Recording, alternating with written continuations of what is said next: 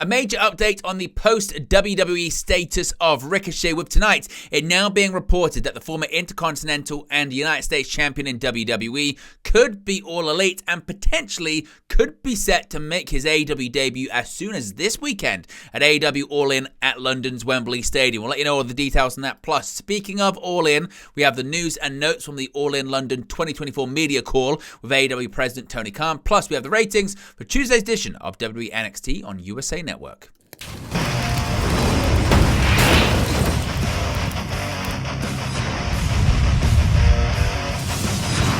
Hey guys, welcome back to Wrestling News 365. Hope everyone is doing very well. As always, plenty of news stories to get into in the world of professional wrestling, and the big developing breaking news this evening regards the future of Ricochet now that he has exited WWE. There's been a lot of speculation and a lot of assumption that he would end up in AEW, and that indeed does look to be the case. According to Sean Ross Sapp of Fightful Select, Ricochet is AEW bound, and it could very well be All In.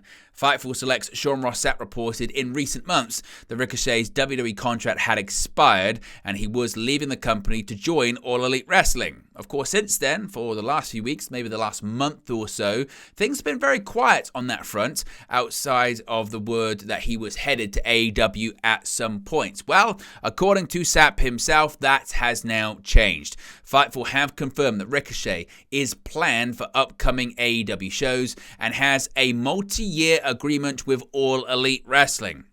In fact, several familiar with the situation claimed that Ricochet is travelling to London for AEW All In at Wembley Stadium, and he was planned for the show. Now, Fightful say they haven't learned what his planned involvement would be, although it is suggestion that, again, he is planned for the show. Whether that's going to be involving Will Ospreay, a former rival of his, whether that's going to be in the Casino Gauntlet match, we'll have to wait and see. But the big news and the headline news there is that Ricochet has signed a multi-year contract with AEW. He is All Elite. He's planned for future shows, and he is planned for AEW All In at London's Wembley Stadium this weekend. Now, Fightful also note that Ricochet worked with an agent for the deal, they have been told. And again, this has led to a multi-year agreement with All Elite Wrestling. So what are your thoughts on Ricochet signing with AEW, being set to make his debut this weekend at All In? How do you think he's going to be involved in the show? Who do you think he's going to be feuding with? What do you think a kind of signing this is for AEW? Let me know your thoughts about it in the comment section below. Now, speaking of All In, as I mentioned, today was the media call. Tony Khan spoke to various journalists and outlets ahead of this weekend's second annual AEW All In show at Wembley Stadium for the second consecutive year in London. Now, according to John Pollock, who a lot of these tweets come from, shout out to him and Post Wrestling, Tony Khan had opened the All In media call by confirming that AEW are looking at various locations in Australia to potentially run a show in 2025, and more information will come in the near future. Now, reportedly, Khan made this announcement at the beginning, at the top, prior to the Q&A portion of the call. Of course, this is interesting because there were recent reports suggesting, coming out of Australia, that AEW had been scouting various stadiums to possibly do a show in 2025. This would join a quite growing list of stadium shows they have planned for next year. Of course, AEW All in Texas at Globe Life Field, Arthur Ashe Stadium, possibly a return to the UK, not in Wembley Stadium, of course, but who knows where that will be. So possibly they could also be set to have a show in Australia, and Tony Khan confirming as much on this media call. Now, next, Khan said the potential of returning to London next year with a pay-per-view or TV is certainly on the table, and praised the audience in Wales on Wednesday, of course, for Dynamite. That was Dynamite's first show outside of North America. Of course, next year, as I mentioned, AEW All In will be in Texas, not at Wembley Stadium. Khan has said that they will be returning to England, but unlikely, I guess, it's going to be Wembley Stadium or for AEW All In. We know that's going to be a fact. Khan has said that they'll return in 2026 to Wembley Stadium, but as far as next year, we'll have to wait and see. And certainly, Khan said that anything's on the table when it comes to what they may do. Now, Jason Powell asked about interest in AEW programming outside of Warner Brothers Discovery. Of course, there's been so many rumors and reports about a new offer from WBD and the amount that offer has been. Now, Khan has said it's an exciting time, and he spent some time with David Zaslav, the CEO of Warner Brothers Discovery, in Paris during the Olympics, which was reported by Sean Ross Sapp, and the relationship, quote, has never been stronger. And he said he would prefer not to talk about other outlets' interest. Of course, it has been reported that possibly an announcement announcement regarding an extension for a media rights agreement with AEW and Warner Brothers Discovery is imminent, but as of right now, no announcement has been officially done by either outlet. Now, Tony Khan called it a very, quote, complex negotiation with Warner Brothers Discovery and trying to build on top of what they have grown over the past 5 years. Now, this has been alluded to previously when it comes to new inclusions to what a new media rights deal could look like, possibly involving Ring of Honor, a streaming element of it, possibly a bit of a restructuring of how they're going to present pay-per-views as well, which could involve the Max streaming service too. Of course, as of right now, you've got AEW Dynamite, AEW Collision, AEW Rampage, as well as some digital properties that air under the WBD umbrella. So we'll have to wait and see indeed if an announcement does come. Some are suggesting we could hear it as soon as this weekend.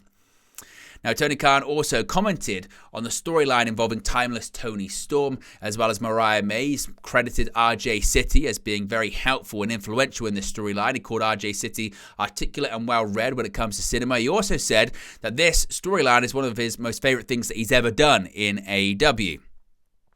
Now, Tony Khan was also asked about the status of Absolute Ricky Starks, the former AEW World Tag Team Champion. There had been speculation this week. Of course, we brought it to you in a video a few days ago, suggesting that there was heavy interest from WWE. Of course, Ricky Starks hasn't appeared on AEW television since March or April of this year. He's not injured. He's said as much that he's not injured. There'd been speculation that his contract had expired or was set to expire soon, and the expectation was that he was set to jump to WWE. Well, when asked about the status of Ricky Starks, Tony Khan said that he was still under contract with AEW and is a, quote, well-regarded wrestler here in AEW. Now, a bit of a wish-washy answer, didn't really say if there were any future plans or when his contract was set to expire, but confirmed that as of right now, the former FTW champion is still under contract to All Elite Wrestling. For how long? We'll have to wait and see. And finally, Stephanie Chase asked about Dynamite airing on a tape delay in the UK last night. Of course, this is really based on the fact that when WWE has tape shows in the UK, certainly recently, they've aired the show live on TNT Sports over here, or previously BT Sport over here, and then it airs via tape delay on Fox or wherever they tape whatever broadcast program it is. That wasn't the case last night with AEW Dynamite. It was filmed and it aired on a tape delay, and everyone watched it around the world at the same time as it usually would if it were live. Now, Tony Khan explained that they weren't allowed to air the international version of Dynamite before it airs on TBS in the US, and that's why Dynamite aired on a tape delay. Basically, it's legalities when it comes to the current media rights deal that they have with WBD. So, whilst maybe they would have wanted to do that, they couldn't do that, so that's why it happened. But maybe in the future, certainly, that could change. Now, let's also talk about the ratings for WWE NXT this past Tuesday. Of course, it was a very build-heavy show towards No Mercy, with several matches being announced for the upcoming premium live event. WWE NXT took major steps towards the upcoming No Mercy premium live event on September 1st with a jam-packed August 20th episode. With 5 of the 6 championships now booked, how many people tuned in Tuesday to see the likes of Joe Hendry and Jada Parker stamp their tickets to No Mercy?